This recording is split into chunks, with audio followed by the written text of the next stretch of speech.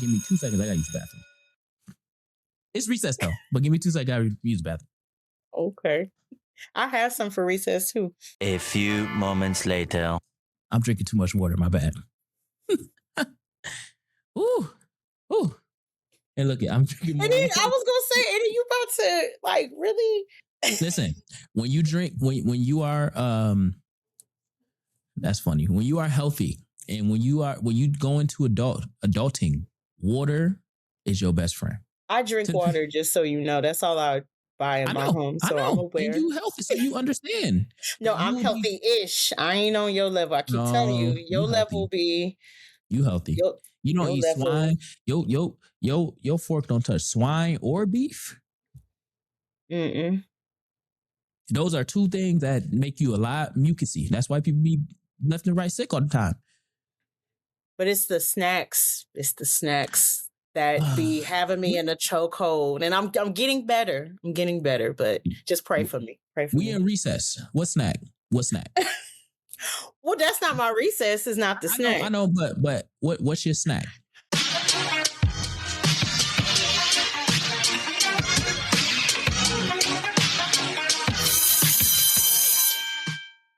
For all the liberated souls and the ones in the back, welcome back to class. This is Off the Syllabus, the Liberated Dreams Podcast, where your dreams get liberated every time you walk through that door, sit down, and start taking notes. I am Dev, and we got... Hey, y'all. It's Miss Cam. I hope everybody's having a wonderful week. Today, we have a great topic. We have a great topic that we're going to be getting into. It's one that is near and dear to my being. When I say my being, it is near and dear to me because this is how I've always experienced youth development. This is how I've always done youth development. And this is the lens to which I practice youth development to this day. And we're talking about restorative practices. Restorative practices is a offshoot, if you will, of restorative justice. Let me be clear. We are not talking about restorative justice today. I don't know about Cam. I don't deal with the delinquents. Okay, that was kind of crazy. That was kind of crazy. I was gonna say sometimes you can't choose or select the youth that are gonna come to your program that you inherit. It They're fluctuates. Not delinquent yet. They're not delinquent. If they're coming through your door, they're not delinquent. If they're not coming through your door and they going through the same door every day on a regimented schedule, they delinquent. Meaning juvie. Gotcha. Yeah. You see what I did there? Now they might be on the path of delinquency, and that's where restorative practices come in. But I've always said that I would much so rather use my energy to keep boys or my youth outside of the system than engaging with them while they're in the system. Just like how Cam says, content creation, posting is not her ministry. Being in that jail is not my ministry. I can do it, but it's not what I feel are using my strengths or leveraging my strengths. So restorative practices is what we're talking about. And restorative practices is all about relationship-based or relationship building, meaningful relationship building. It is relation-based. It is not rule-based. I can't stand a rule. Everybody that's listening, if you drove to work or are driving to work right now, or ever drove to work, I want y'all to drop under this in the comments in this video or in our community. Did you go the speed limit? Because the rule says you're supposed to go the speed limit. But did you go the speed limit? 9 times out of 10, the answer is no. No. Which means that you don't even follow rules. So why would we stand in front of our kids and tell them to follow rules when we as adults don't follow rules? Just with that is what we're talking about today, restorative practices. I had a book that I wanted to pull from, but I cannot find my restorative practices book. It is somewhere. It's not with my books. So now I need to find that. But yeah, I was looking for it. I can't find it, but it's all good because we stayed on the surface. we might dig a little under the surface, but we staying on the surface on this episode for this conversation because it's needed. And yeah, Cam, do you have any experience with restorative practices? Yeah, I feel like I personally started getting really curious about what restorative practices meant, what it was, just trying to educate myself more. Probably around like 2019, so part of the pandemic or going into the pandemic. I took a crazy swing at local government and put my hat in the ring to run for school board, my local school board here. And successful? What'd you say? You were successful. I was. I fought hard for that seat. And maybe I'll get into that story some other time. But just during that time frame of creating a platform and connecting with constituents trying to earn their vote, that was a topic that came up very frequently, was about the issue for our local school district here in terms of how consequences are given to our students, particularly Black and Brown students, who are punished at a higher rate than their peers. And so as I got into my seat and started learning more about the responsibility that came along with that and having the tough conversations in our closed sessions surrounding the recommendations that we would have for expulsion and suspensions, I disagreed with my peers a lot about the punitive measures that were being taken.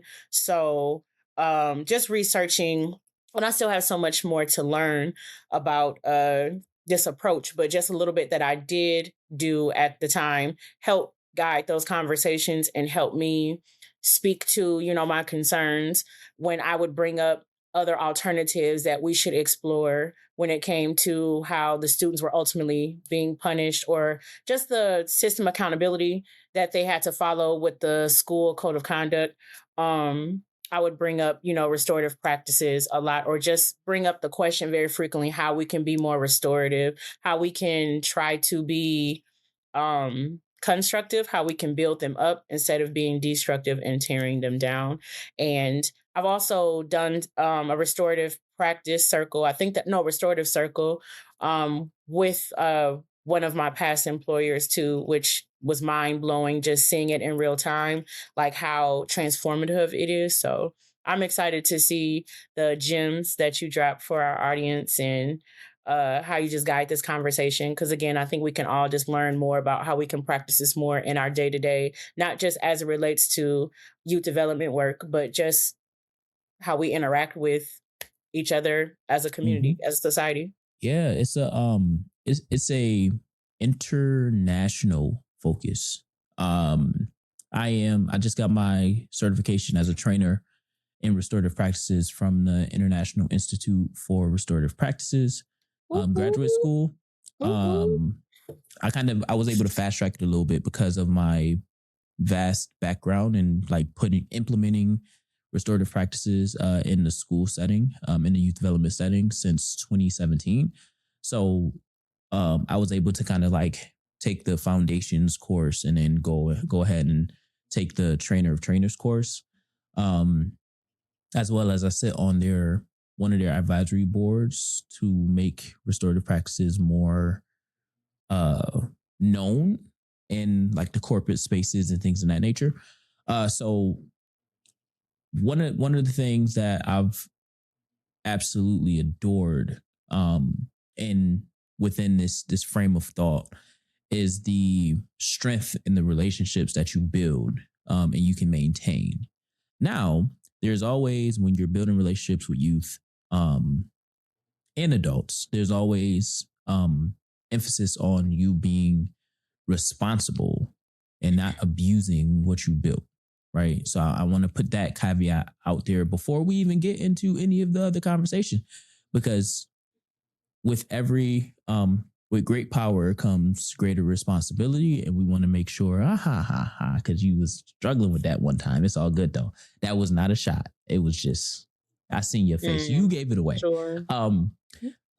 So when you are engaging in true positive youth development, you always have the greater responsibility to not abuse the power that you kind of formulate, over the kids to which you serve, because we never know what they're coming from. We don't know where they're coming from. We don't know their family situation or whatever the case. So you might, tap into some emotions that they never knew they had. You might tap into some emotions that you never knew you had. And you have to be in a space similar to when we were talking about identity before we hit record.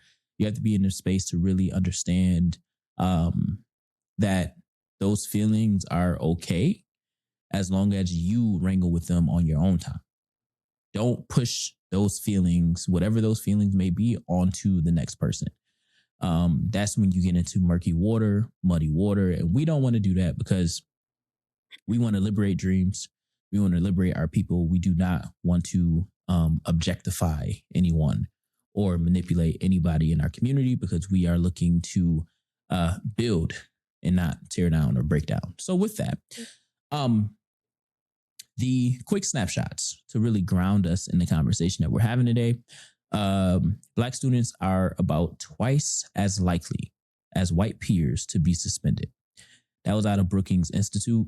I tried to find, when I first started at my 9-to-5, I found a study out of Howard where it had statistics specific on girls. It might be on my gaming PC.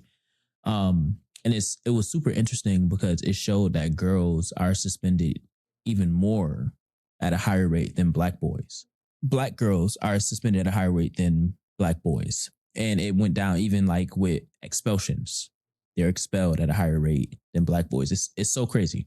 But I couldn't find it. So I had to leave it out. And then also in some studies, black students are 3 to 3.6 times more likely to receive out of school suspension and expulsion than white students. And specifically, more likely to experience school-based arrest or law enforcement referrals. The referral system is crazy. The referral system in schools are completely abused, and it's only used on students to which teachers do not want in their classroom. And you can say referrals are typically used on the same students over the course of their tenure in primary and secondary education because your reputation precedes you.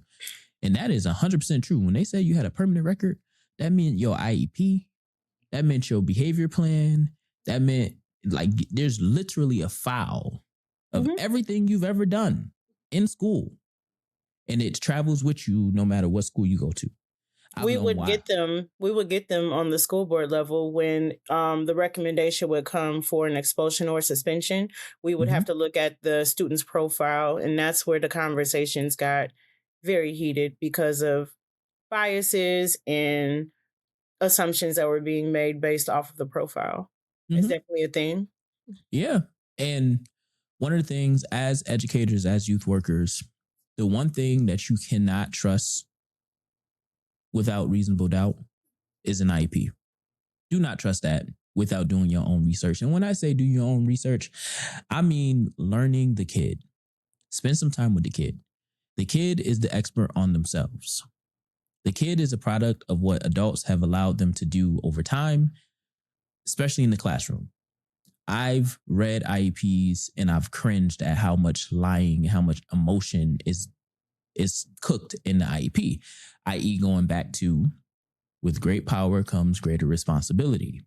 If I am emotional about this kid that I have a relationship with or do not have a relationship with, I should not fabricate information in order to provide them with quote unquote help, right? In form of IEP, BIP, all that stuff. Not that school systems even follow half of that stuff anyway. It's just a way to classify you and put you in a box somewhere, right? But I wanted to ground us in that particular, those particular figures, because everything we do is blackity black times 10,000. So, or times infinity. And I want to make sure that when we are putting this lens on, we can only speak from the lens of black people because we black. We black on this show. We was born black. We're going to die black.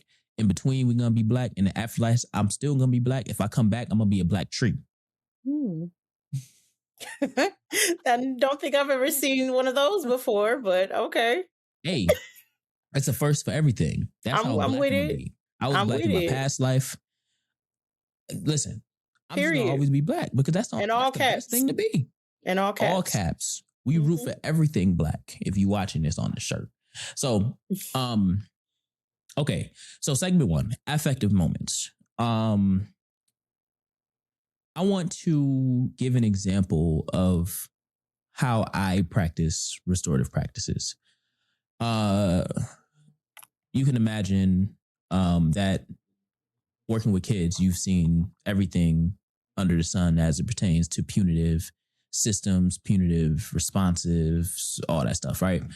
I think one of my biggest, I have a lot of them per se, but one of my favorite affective moments is working with my kids who have an IEP or take meds. And I say that because there was just one time, my boy Gabe, he was struggling, 2nd grade at this time. He was struggling. And he was struggling throughout the week. This is a Thursday, right? So I seen him between Monday and Wednesday. I seen him Monday, I seen him Tuesday, and I seen him Wednesday. So I seen him all 3 days in my room. I was a crisis intervention specialist. So I wasn't ATS TA or in-school suspension TA. I was community partner that's coming in to basically deal with trauma separate of the system. And I was called because he was acting up all 3 days. So I seen him throughout the 3 days. Tuesday though, no, actually I didn't see him Tuesday. I seen him Tuesday, but he didn't come to me because he was acting up Tuesday. Tuesday, he had a great day. Tuesday, he took his meds. Yeah. Hold on, wait. It was so long ago. Tuesday, he didn't take his meds. Monday, he took his meds. Wednesday, he took his meds. Tuesday. That makes a big difference. Tuesday was the day that he didn't take his meds and he had his best day. Monday, Wednesday, he took his meds. I've seen him both days. Thursday, I got called because he was saying that he didn't take his meds, but they was also getting ready to take a test. So I go to him. I'm like, what's up, Gabe? How you doing? I'm good. Mr. England, I didn't take my med. First thing he said, I didn't take my meds today and I just can't control myself. And I go, well, did you take your meds did you not take your meds any other day? But I didn't take my meds Tuesday because my mom forgot. I said, but you didn't see me all of Tuesday. So how could you? So what happened Tuesday, or what's different today? That's different from Tuesday because you didn't take your meds today. You're saying that your meds is causing you not to act right, behave. But on Tuesday, you had a good day. You didn't take your meds then. On Monday and Wednesday, did you take your meds? He was like, yeah. I was like, but you were in my room with me, or you was sent to my room on Monday and Wednesday. So what's going on? And then I don't know. He said something. So we ended up like walking back to my room, and I was like, yeah, I want you to remember this. No matter if you take your meds or you don't take your meds, I want you to remember that you are the one that control your behavior. Even if it feels like you don't control your behavior, you are the one that control your behavior. And the sooner you understand that, the sooner you will be able to make better decisions as you move forward in life. Because when you get into the real world, meds are not going to save you from the decisions that you do or don't make. The judge is going to look at you the same way as they look at the person who is 100% fine, quote unquote. So I tell that story because that's also that's 2nd grade. So that's years, at least 3 years of working with him. so he knows me. So now every time he got in trouble and he called and I was called to his room to redirect him or whatever, the first thing he would say is, I know I made the decision to act up and it wasn't my meds. I was like, you sure? He was like, yeah, because now that excuse didn't work with me. So now we got to the real problem. I just didn't want to take the test, or I just wasn't listening, or I was mad because I didn't eat. Or so now I'm getting into a different cause, because the meds can be a cause, but that is not the singular cause. And a lot of what I've learned in the academic space is meds is given as the ultimate excuse as to why kids do or don't do something, or why kids act a certain way. So through restorative practices, I give them back their ability to make their own decisions. And I reaffirm them that even if you decide to make a decision, be responsible for yourself, and don't allow for anybody or any substance to control how you see yourself making the decision. And that is an example of restorative practices in the way in which I frame it, because I'm teaching kids and adults to reframe how they approach behavior or identifying behavior or anything like that, simply because we can't raise a generation of kids who believe that there is a substance out there that can control everything that they do. Because at some point, my crazy academic thing, if I ever wrote a dissertation or something, and I went into psychology, I would say something along the lines of like, the Adderall and Ritalin and things are really gateway drugs in the way that they're used, in the way that they are sold to kids, because they're sold as a fix to something that if we teach our kids that they can, if we restore balance to our kids, then they will then also understand that they control what they can and can't do, what they can and can't say. Because we never would tell a person with Tourette's that they can control what it is that they're saying, because that's something that is uncontrollable. So you can't tell me, in my restorative brain, in my restorative model, there is always a level of, we would call it street justice, in a sense, just like how I have my hood certified classification. If I'm hood certified, that means I ain't really certified in it, but the hood recognizes that's what I am, right? We always recognize that there is time where correction is needed more than restoration, if you will, because I wasn't doing a circle every time. It didn't work like that. So that's that's one of my affective moments where, I kind of got Gabe to really see, as a second grader at that he controls his behavior, which then led to more deeper conversation around why he was actually acting the way that he was acting. I really appreciate that example, because we definitely need to see more of that in the education space, of having similar conversations with youth during their elementary years, because that's definitely when, unfortunately, a lot of them get that label of being aggressive, combative, or just those buzzwords that you see a lot when you're reading the IEPs that you just mentioned. And the point that you said that you were able to simplify and to help him realize of, when you get older and you're in a court of law, it's not going to make a difference if you took your meds or not, if you are being held accountable for whatever crime you're being accused of. That's so true. Like, again, just going back to my school board experience, when typically we were deliberating in closed sessions about the expulsions and suspensions, they would be like middle school, high school age. It was rare when we would get elementary recommendations, but we would get them, and the conversations would really get heated then, because I'd be like, I'm sorry, there's nothing y'all can say that you can justify to me of us expelling an elementary student. I understand that they did something dangerous. They could have been a harm to themselves, to somebody else, but we don't even have any alternative schools in our area for elementary students. So like, what's the next steps for them? That's just not cool. But anyway, not trying to go down the rabbit hole.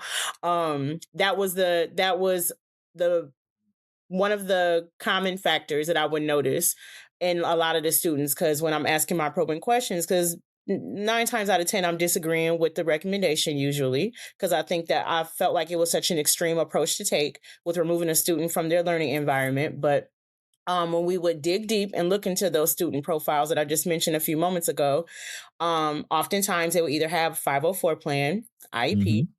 And so then from there, I will continue to probe and be like, okay, well, we see that this student has said special needs or needs these accommodations, these behavioral issues, whatever the case may be. What have we done to intervene? Where are the interventions at that are documented? Just like how we have the bad behaviors documented, where are the interventions from the social worker, from the counselor, from the administrators? So we can say that we've done everything in our power to try to redirect or to try to support this student, because obviously this is not normal behavior. And especially if it was an older student, like high school age, and you're looking at their record. I started using that type of language because it was just giving school to prison pipeline to me. So I'd be like, okay, what's the inmate number for this one? Or what's the, like, because that's what that's literally what it felt like. Like we were sentencing them to prison. And so I'd be like, okay, so like looking at the record, and you would see all of the history of referrals that they've had, just times where they've been punished in the schools. And I'm like, okay, so we have all that documented. Where's the interventions? And there were so many times where it was crickets.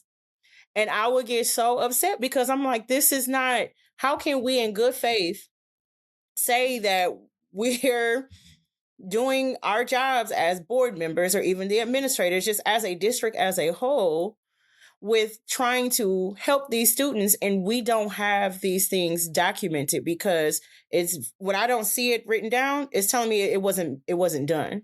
So what's the point of having said 504 plan, IEPs, and we're not even attempting to use that information to support that student, even though a lot of times, like you said, Deb, it is biased for sure, and it's not always the best guide, is something.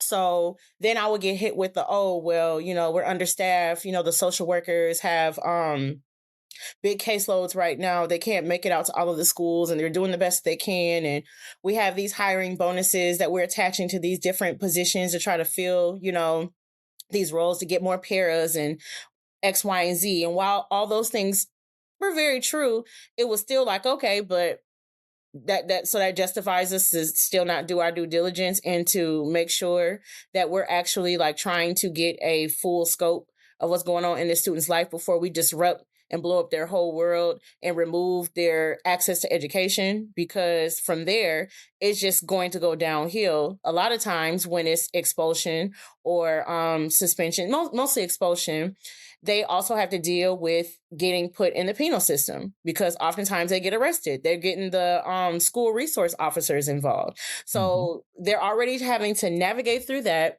Now their education is being interrupted. And then the alternative schools that were available for that level of education, it's waitlist. So they can't even get in there. So oftentimes the recommendations were being given like the full maximum sentence of, up here in our area at the time, you can get up to 2 years out of school for an expulsion. 2 years is insane, of just sitting idly and not being able to continue your education. So, I'm saying all that to say, I know that was a long-winded way of agreeing with you, but I'm just trying to give examples of what Gabe could be faced with as he gets older throughout his educational experience, if he did not have, those pivotal conversations with you early on about how you have to be, just aware of how to self-regulate more or just take more ownership and accountability for what you have control over versus what you don't. So we got to have that conversation more with our youth. And that is like the exact opposite of what school systems teach you, especially when we're talking about behavior support, behavior management, PBIS, positive behavior and intervention systems. And during my time, always got a new acronym every episode, a new acronym. PBIS, that's a new one. Yeah, PBIS, positive behavior intervention systems. I'm like, PBS, the TV, the network? Oh no, like, not PBS. Sorry. But it's so foreign to them. Like me and Dr. Sasha, we actually got into a disagreement.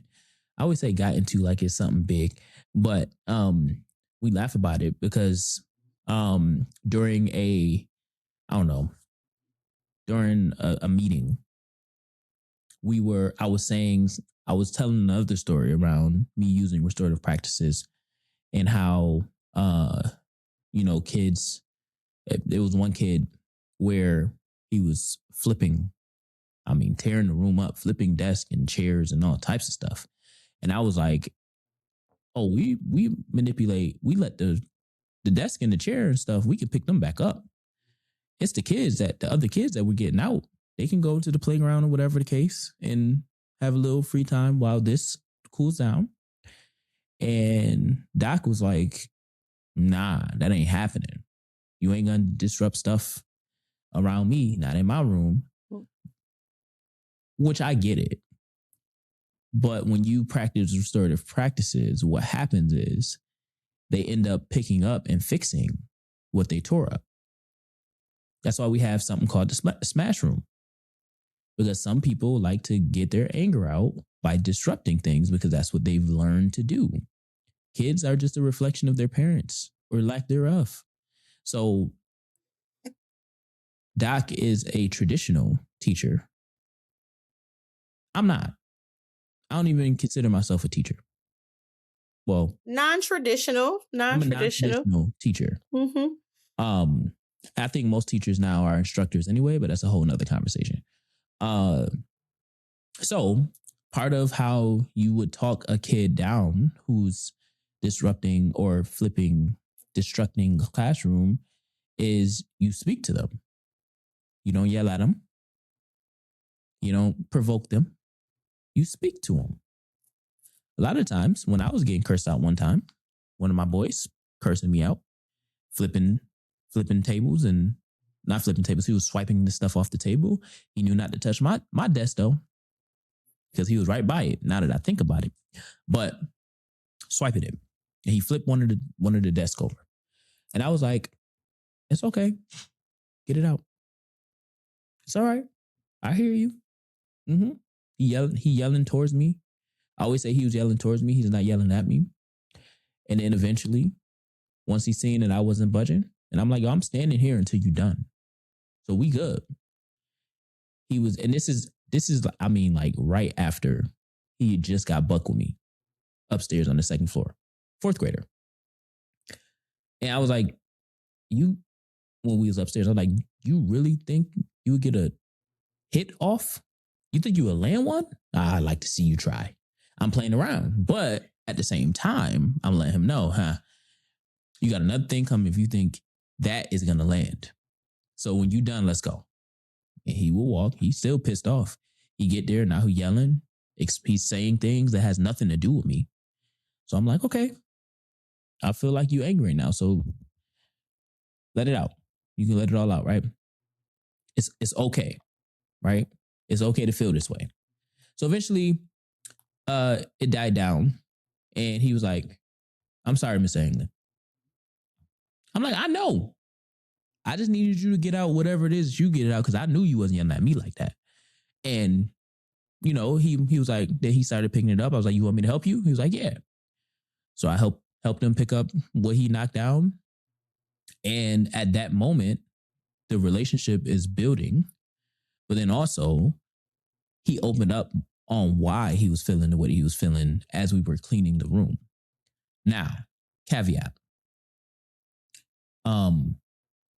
I understand that every educator will not have that type of time to go through that process.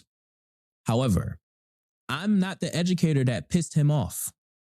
Kids have so much patience.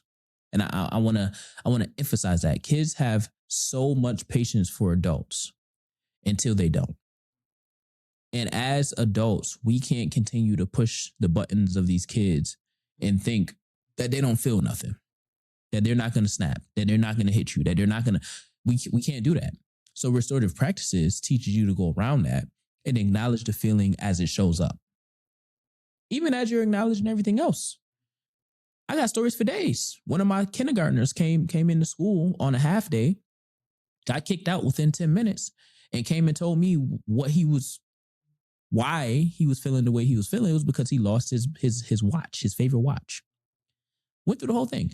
He lost his favorite watch. I said, yo, I understand, because if I lost my favorite watch, I would feel the same way too.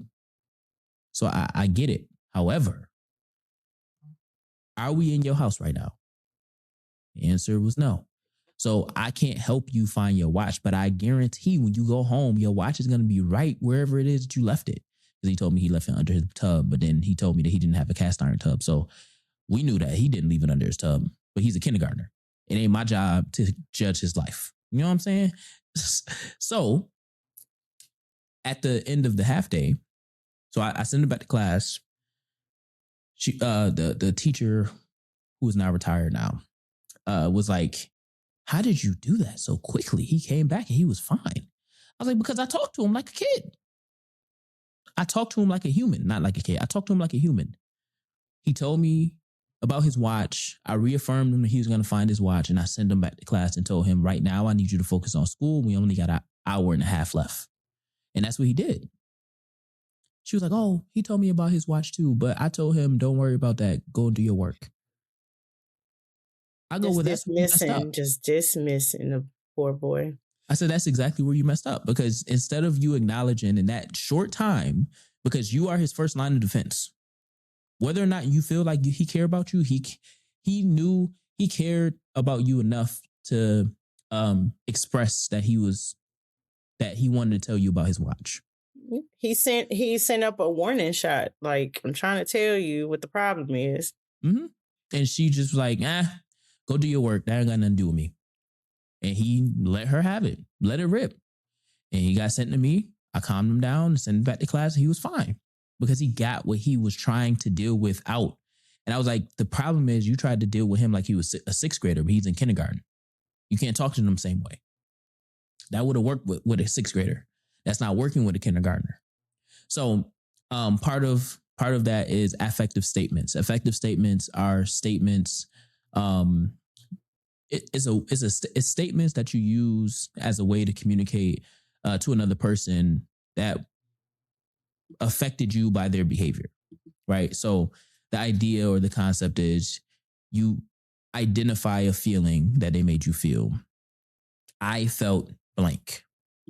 And then you identify the behavior that they did in you making you feel that way. I felt blank when you did blank. And then you redirect them after that. I felt blank when you did blank. What I'd like is for you to do blank next time. Prefer action. So in all three of those examples, I didn't do it that way because I'm going to read an example and it's going to feel like you're coddling. But in those three examples, I'm using that same thought process. I'm just putting a little sprinkling on it.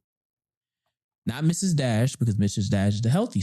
I'm talking about, give me that. Slap your mama. Yeah. Little spice, little Cajun. You know what I'm saying? We putting the little razzly dazzly on there. You know what I'm saying? Making it sparkle. That's my favorite. Love a good Cajun seasoning. But that's how it is. So with Gabe, in that example, I felt triggered. I felt hurt when you said that you can control your behavior because you didn't take your meds.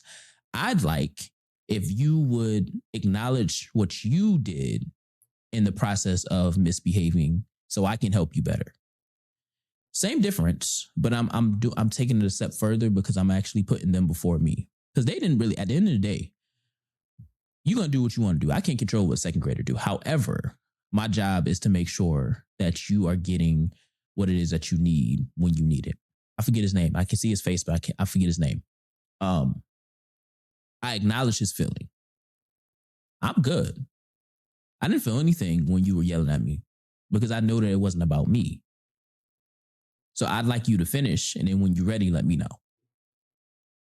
In the moment of crisis, I'm still acknowledging that I'm not feeling anyway, but I'm also putting his guard down in order for him to continue to exist, right? And then with the third one, dang, that's my boy too. Sebastian. Okay. Sebastian. Yeah, I'm good with names. So with Sebastian, it was, yo, I feel you. I would be mad too if I lost my watch, but that doesn't justify you.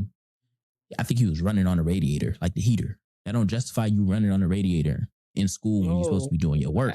So I'd like for you to focus on your schoolwork and then understand or trust that you will find your watch when you get home. And that's what happens. So an example of how restorative practices in its truest form, affective statement in its truest form would sound is, I feel hurt when I hear people speak unkindly to each other. What I'd like is for all of us to be mindful of our words and speak respectfully to each other. That happens in schools, but it happens in a very condescending way. Some of our kids don't need that. So when we are engaging in restorative practices, effective statements, put your flavor to it, because the reality is some of our kids need that tough love. Some of our kids need that a matter of fact. Some of our kids need that energy to be matched. But you can also be restorative in that process. Structure, right? Because they're coming from that. And when you look like them, you can give them what you know they're getting at home. Oh, yeah. It hit different. It hit different. And it solidifies the relationship. So, I like the direction that the conversation went already, because it's a lot of good practical information of restorative practices. And it kind of, we've already, without saying it, broken down traditional discipline. Traditional discipline, kick them out. I'm giving examples of kids doing something and they getting kicked out, and then I send them back within 10, 20 minutes, right? All these kids that I talked about were black or brown. I didn't see a lot of white kids. It wasn't really a lot of white kids in my school, but I didn't see a lot of white kids. If I did, it was because the black kids was telling on the white kids, because the white kids said some crazy stuff, and I came across some crazy stuff, or just regular kid stuff. But restorative framing is all about discipline as repair and not removal. I don't remove kids, and I also don't tell. I like to joke around. So if I say something funny and you think it's funny and you in my room and you in trouble, I'm not gonna tell you not to laugh. That's prison. Shoot, they laugh in prison. They got phones and stuff. Yeah, TikToks. Prison talk. It's a thing. Mm-hmm. We center relationships, not rules, and all that stuff. Give me 2 seconds. I gotta use the bathroom. It's recess though, but give me 2 seconds. I gotta use the bathroom. Okay. I have some for recess too. A few moments later. I'm drinking too much water. My bad. Ooh. And look, I'm drinking more. And then I was gonna say, and then you about to really listen. When you drink, when you are that's funny. When you are healthy and when you go into adulting, water is your best friend. I drink water, just so you know. That's all I buy in my home, so I'm aware. And you healthy, so you understand. No, I'm healthy-ish. I ain't on your level. I keep telling you, your level be you healthy. You don't eat swine. Your fork don't touch swine or beef. Mm-mm. Those are two things that make you a lot mucusy. That's why people be left and right sick all the time. But it's the snacks. It's the snacks that be having me in a chokehold. And I'm getting better. I'm getting better, but just pray for me. Pray for me. We in recess. What snack? What snack? Well, that's not my recess. It's not the snack. I know, but what's your snack? Oh, I love chips. Chips. Which one though? Which brand? What we talking? Because I can do me some good Sun Chips, but that's heart healthy. And they good. I'll get those, but then it's any chip, like sour cream and onion and cheddar, Ruffles. That's not good for you. Hot Cheetos, definitely not good for you. Like Doritos, the corner store days. What? The cheddar Ruffles? Oh, that's with some hot sauce. Woo. Wait, you put the hot sauce on the already flavored Ruffles? Yes. I put hot sauce on everything. Like if ain't no hot sauce on it, I don't want it. Chat, y'all putting hot sauce on y'all flavored chips? Fire. It's fire. We've done Lay's or like the original. It's too salty. It gotta have some flavor on it. I don't do the plain chips. So like, that's too salty. I don't like salt like that. Interesting. What's so interesting? What's so interesting about it? That's gonna be a poll. Because it's given you as one of them kids that used to make your own sauces at school. No, I wasn't doing that. No. Making your own concoctions. No, I wasn't making I didn't have no like experiment kit set up. Like, no, but like hot sauce, that's a staple. Maybe not at school, but at home. No, I don't make them. I just buy them while you trying to get on sauces. But yeah, because chat, I opened the refrigerator and all the sauces was just it was like a black. I mean, Cam is black, but it was a black refrigerator, a black mom's refrigerator, and she is both of those things. I don't feel celebrated when you make these correlations because you came from my sauce.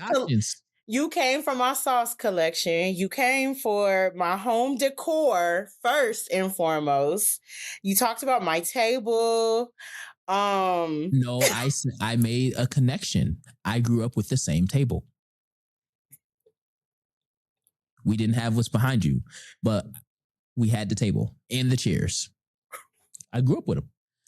I made my first Kwanzaa mat on that table. Definitely. I don't got time. The actual So, this has been a great topic, by the way. I knew it would be, like I said earlier in the conversation. So I love what we're unpacking here. But I wouldn't be me if I didn't have a good side quest for us, because I get a little distracted sometimes. We were actually chatting about that today prior to us starting the episode when we were doing our check-in. My attention span as I get older is just shorter and shorter. So I talked about on a few episodes ago my conversation deck that I have launched my first digital product, and my goal is to have physical cards too. So just working on the production for that. And I just love, in addition to working on this project, like still seeking out other conversation decks. Like I have so many different ones that I've bought. I love supporting other entities, businesses that give us different ways that we can embark on deep conversations. And so I'm always looking up also like just different conversation prompts, journal prompts, things of that nature, because I use that in my friendships, but even just with the work that I do, it's always a good icebreaker incorporating that into, activities. But I was perusing on Pinterest the other day, just looking up. Yes, just seeing what was out here in these Pinterest streets, and was looking up conversation prompts. And there was one in particular that stood out to me. I was like, ooh, this is a really good random question, good prompt. I'm going to save this for the pod. So the question is, and we both have to answer this. If I had a warning label, I got a video for this. Yes. You have a video? Yes. Oh, so this ain't Warning. nothing that's Brutally honest. so you should Uh, wait, no. See, I want you to say what my warning label should say, and I'm gonna I tell know you what what yours say. yours should say. Yeah. Warning. Yes. Warning. Oh, you so sure? Go first then. All caps with an exclamation mark. Red font. I'm gonna regret this. I know this. y'all I don't even think know why I even opened up. it was 3 Pandora's strikes and you box. out. But let you get the 1 strike and you out of here like it's white on rice. Too fast. Too furious. My name Dom. I go 10 times faster. Think it's a game. Try me. You don't get 3 strikes. You get 1. Matter of fact, you're not even gonna get the 1 because I'm gonna be on to your game so fast. By the time you get the 1, I'm already in another country. That's your warning. That's your warning. That's your warning. I'll rebuke that. 1 chance? No, I give multiple chances. I know not to cross you. And then you ain't even. Yes, I do. I'm restorative. Yeah, with your son and your kids. Yeah. And friendships you gotta too. be special. You gotta be special. If you are acquaintance on the road to friendship, 0.5. See? Tread lightly. 0.5. Tread lightly, but like let them do something. Still, let them do. I observe.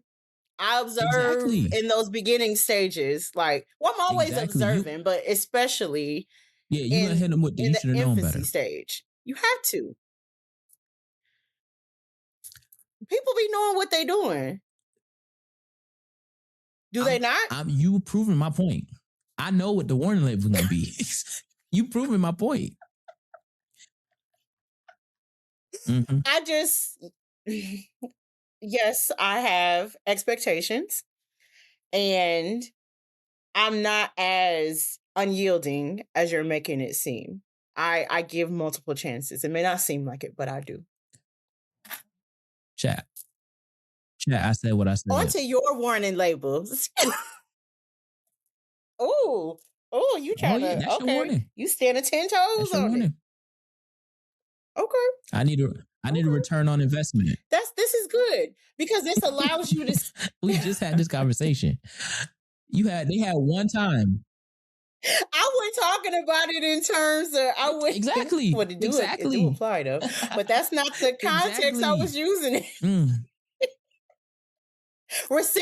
Reciprocity, like the good sis. Yeah, you got 1 time not to reciprocate. We're not talking about when they do reciprocate. You got 1 time not to. Now all the antennas is up. It's not even just 1. Every antenna go up.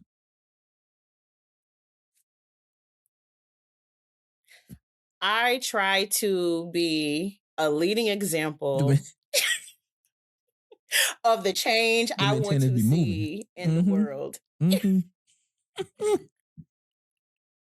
So if I see multiple examples of where we don't have similar values and outlooks, we don't have to agree and think the same. We can disagree. We could be different. But if the values, if that core is not in alignment, then hey, this is where I exit stage left. Best of luck to you. Peace and blessings. But yeah, I know. Yeah, I know. Keep it moving. Warning. Is the warning false? Is it not? Nah, no. No. It feels a bit exaggerated. It's either a yes or no. Is it false? Exactly my point. I don't. When we just talking about rules earlier, we're talking about how being restorative is relationship based, not rule based. And I feel like you just gave me a rule, like yes or no. No, I gave you structure. I'm not really a yes or no girl. I gave you structure. What's my warning label? All right. Yes, Devin. The warning is accurate. Your warning label. So I took a slightly different approach because instantly where my mind went to when I think about labels, I think about like products or like food that you consume or like even just medicine. And so like it talks about the ingredients that's in it. So you I already said it. I was gonna say it too. Brutally honest, like definitely that's your ingredients, like for sure. I wish I could think of percentages right now, but I can't. But like, have you ever seen like those social media videos where they be talking about like how God made like a Gemini and they have the pot and then they pour like the water in and it'd be like, so it'd be like, yes. So honesty, definitely I don't know what that percentage is, but that bottle is being turned upside down. Discipline. I think that's another ingredient that definitely goes into your label. You giving me boring stuff. Spruce this up a little bit. What you? Can you let me get my thoughts out? Dang. Okay, my bad. Normally what comes along with the labels, like after the ingredients, is also, especially if it's medication, is side effects can be blah, blah, blah, blah, blah. So I feel like the side effects of interacting with Deb can be feelings will get hurt if you do not stay in your lane. If you are biased or racist, you're not gonna last long. Like that's just not gonna end well for you. Yeah, for sure. And what else? Those are the main ones that come to mind. Like, yeah, you have to be able to, and if you have a big ego, do this, like, don't even take the medication. Don't even do it. Like, because ego will be bust. Like, the bubble will be busted. Like, yeah, just. Humbly? Well, it's going to be bust humbly? What you mean humbly? It depends, because you busted mine a couple times around. I don't know if it didn't feel too humble in a moment, but afterwards, after talking through it, then I was able to see like the angle. But like, yeah, because there's just this one time we were co-presenting, and I just will never forget if you had a ruler in your hand, I think you would have. I felt popped. Like it was like a. Oh, okay. It was like an indirect pop, ruler pop. I was just like, ooh, okay. Let me just go ahead and just shuffle my papers and let me just tap around on my laptop like I'm doing something when I'm really not. I'm just trying to pick my face up off the floor.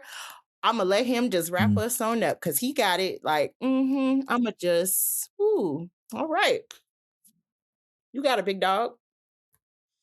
So yeah, it depends on the circumstance. Sometimes I think usually it'll be humbly, but there will be some other instances where it'll be disrespectfully, not respectfully. It'll be disrespectfully. You're passionate. Like, hey, it happens. Okay. Oh, all right. Ooh, all right. Oh, there was another time. No, because you said I needed to liven it up. No, so these examples, they're just flowing in now. Oh, yeah. I feel like I'm like you. I'm flowing. So there was another time when we were having a random conversation, and it was about our colleague, and I brought up how I'm inquisitive. That's what I was going to ask. And you took that as an opportunity to enforce and to state how women are invasive. And I had to give you the silent treatment on that one. Chat. But I regrouped. I regrouped the following day. Responding to me. Like you do all the time. It was just that it was not one versus your 20. Like, all right. Well. Oh, she feeling the type of way. Oh. I just politely just focused on cooking dinner. And it was like, yeah, let me sleep on this. Let me pray on it. And yeah, let me get the right words to revisit this so I can. Productive conversation. And it was just, it was just the crossing of wires. That's all. It was the verbiage. It was the word usage. Because when we unpacked the definition of that, that's not even what you were really trying to say. I'm not a wordsmith. That's my mother. That's not my ministry. And that's me too. I was an English major for like 2 seconds, and I didn't go the full ride with it, but I know I have my dictionary app on my phone. I love looking up a good word of the day.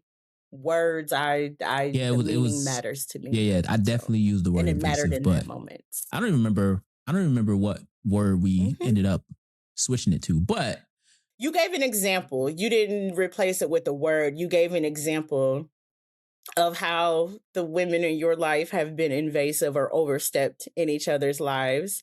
So that helped me see the context. Like, oh, okay, he's using a very extreme example. This is not common, but because it was very specific. The scenario that you're referring to, but yeah. So that was another moment where it was like, restoring the next day. Yes, I felt offended when you said invasive. She definitely did. And it wasn't even like I was, see, the you know what, I ain't even gonna have to color it in. I ain't got to color it in. This is your reflection on your warning label. So the same question you asked me, is my 110%, warning label for down. you accurate? I'm coming back black, and I'm telling the whole truth, nothing but the truth all the time.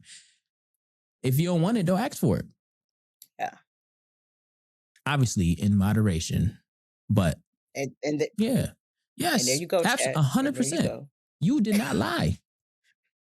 You was talking about discipline. That's boring. Yeah. Tell the people what they want to hear. Tell the people what they want to hear. Yeah, I gave them some tea. That's why everybody in this community is gonna be successful. Because we give the tea and we challenge each other, and we do it in a state of restoration. Because in community, and that's what, in relationships, right? But that's what restorative practices is. It's building a community of practice, if you will. You're not going to always agree. And we all come from different walks of life, right? I'm not a wordsmith. Cam's not a wordsmith. Clearly, we tried to wordsmith and got our wires crossed, right? But in that moment, Cam could have, that was my one strike. Cam could have left. Cam could have left. Done. Because I called Cam invasive. But look at her. Coulda. She probably still thinking about it. To the curb. She's looking for that next one. See, but I'm too smart for that. You ain't gonna catch me twice. You call me once. You see? Stay ready. You ain't gotta get ready. Stay ready. You ain't gotta get ready. About the not having an outline on the last show. It's been an outline every time. Now I did forget to put your name next to it, but you know what? You got to compromise somewhere. The fact that you're even doing it and attempting to meet me halfway, thank you. I appreciate that. Make the dream work. Teamwork, make the dream work. And that's all it is. That's what restorative practices is. As we, hopefully, I like telling stories because it shows, especially in this work, in the realm of education and professional development, things of that nature. My story is my validation to why I can talk about these things. And the examples that I gave are so unique to our lived experience as Black people. That's why becoming a trainer was so important to me, because now I can train other people in the curriculum that me and Cam will be building in Q1 and Q2 of next year.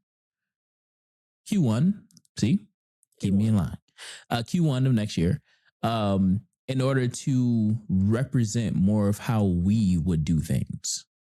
Because I think there's too much, the example that I read right before I had to run to the bathroom, the example that I said was more of like, it was caucasity. It was more of a white teacher trying to tend to the emotions of a student. A student, that's typically how they talk, right? However, for us as Black people, we don't talk like that. That doesn't mean that we don't express our emotions and how the emotions led to a feeling because of a behavior that was done.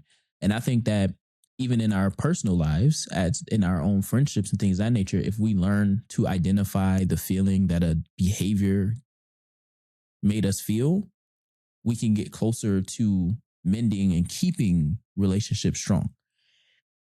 So as we on this journey of being a restorative practices practitioner, if you will, or restorative practitioner, however you want to call it, part of the goal for SLA and By Any Dreams Necessary is to cultivate our own rendition, if you will, our own version of an unseasoned curriculum. And we're going to season it up. We're going to put all the seasoning in there. It's so good, make you slap your mama like in next Friday after next. And he did with the garlic powder, with the paprika, with the all onion powder, all the things. And it's going to continue to be added on to it. So, and now I'm thinking, because part of the deliverables or products, if you will, would be like affective statement cards and all those things, which is in the curriculum that we have already, the base curriculum from IRP. So we will also have cards and things of that nature to help you all who are interested in learning or having a resource that you can pull out of a bag or a wallet or put on your desk at home or desk at school, work, whatever the case, because this practice is not just for the school-based system, it's for every system that has people amongst it. Our best supervisors are the ones that treated us like human before trying to get the strategic plan done, the resources collected, et cetera, et cetera. And the more we treat people as people, the more likely that people treat us as people and then work get done at a higher level. So, and as I was saying when I first started, this section of it is community, people in community, people at work or whatever the case are bound to disagree with one another. So we should be primed with the skills to solve those problems and those disagreements proactively. Because just because you disagree with me doesn't mean that we're not on the same track, on the same track to the same goal. It just means that you might turn left right here and I might continue to go straight. I'll see you when our paths touch again. Because at some point on my straight path, it's going to have to go back to where you are. And then we're walking parallel again or walking on the same line. So, I think without going deeper into like statistics and things of that nature, which I think that's also, instead of doing statistics, the video that I sent that will be attached to this lesson that talked about restorative practices leading to less incarceration rate or lower incarceration rates and things of that nature was really important because restorative justice is a re-entry situation. Restorative practices is a prevention situation. And we want to prevent. We don't want to just intervene because if we intervene, it might be too late. If we intervene and the cops get called, it's too late because somebody got to go to jail because the cops is there. You know what I'm saying? If we intervene and the principal show up, somebody getting suspended because the principal had to come. You know what I'm saying? So like we have to be preventative in restorative practices for any of this to work, which means that we have to pay attention to the people around us. When we pay attention to the people around us, we are more likely to prevent them from making stupid decisions that will lead them down a stupid path. Now, if you want to be stupid, by all means. But as Cam said, my warning label is rich and is working all the time. So if you don't want me to call, I don't remember saying that, but okay. All right. Sounded good. All right. Recall, but proceed. The point is we want to make sure we look out for each other. And being that the day that we're recording this is actually Umoja, which is the first day of Kwanzaa. And it's all about unity, the unification of Black people, community, culture. I said family already, family, all that stuff. But Ujima is the third day, and that's collective work and responsibility. My problems is your problems are my problems. And we solve those problems together. So it's not just if Cam lights go off because Cam didn't pay her bills, because Cam wanted to go out and party all night and all day. That don't mean that Cam go to Dev and tell Dev to pay her bills. That means that Dev make sure that there is some conversation around responsibility. What is your priorities, Cam? I know. I'm just saying in general, right? There is. I'm just saying the way you hold on to $1, I would hate to get a money lecture from you. No, I'd see, but I wouldn't let you. I wouldn't let you. I wouldn't let you suffer. But we're gonna make $1 out of 15 cents though. We're gonna have a conversation. But just understand, you know what I'm saying? That's funny because that's how I am with my family. They know you need some advice with money, call Dev. Because he gonna tell you what you need, what you need to know. Trim off. What's this over here? What's that up there? That wasn't there last. Sell that. What's no? All right, you got your hair done. What? Like no? What you need hair for when you in the dark? But collective work and responsibility is all about, being responsible and accountable for the people around you, for the people in community, because you are as strong as the people around you. And if you are only around people who are perceived to be weak, then you will also be perceived weak. And a more simplistic example of that is like how they say the ugly girl is always around the baddies. Because if you're around the baddies, then you are perceived bad. Or you pick up on things, confidence and things of that nature, that will make you also be perceived as bad. Who knows? If you want to be a basketball player, where do you go? You go around and be around basketball players, even if you whack. If you get that, yeah, he nice, he good, he on my team, you're more confident, you play more, you learn more, and you become better. It's a cyclical process, right? So restorative practices is all about that process.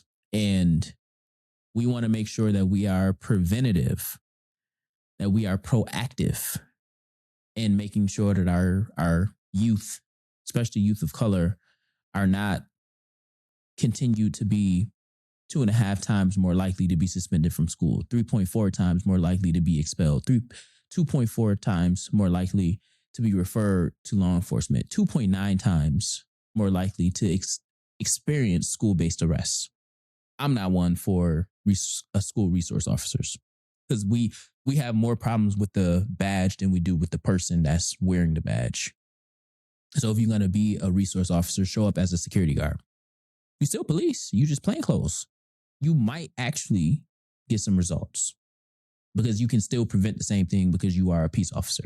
But that's a whole nother conversation because now you have to go through positive youth development training and some restorative practices training. I think all peace officers should be restorative practitioners, in my opinion. Everybody in the building, from principal, assistant principal, school resource officer, educators, paras, lunch staff, need to be trained in restorative practices because, everyone is having a touch point with those students and some level of interaction, and it's helping with shaping that experience for them. There's a lot of training opportunities I see when this topic of conversation comes up. So for all the decision makers out there, like we've been saying in past episodes, y'all need to hit us up, or specifically SLA, because this is something that I'm seeing more school districts get behind. It seems like they're a little bit slower to it than They should be, but that's how systems work.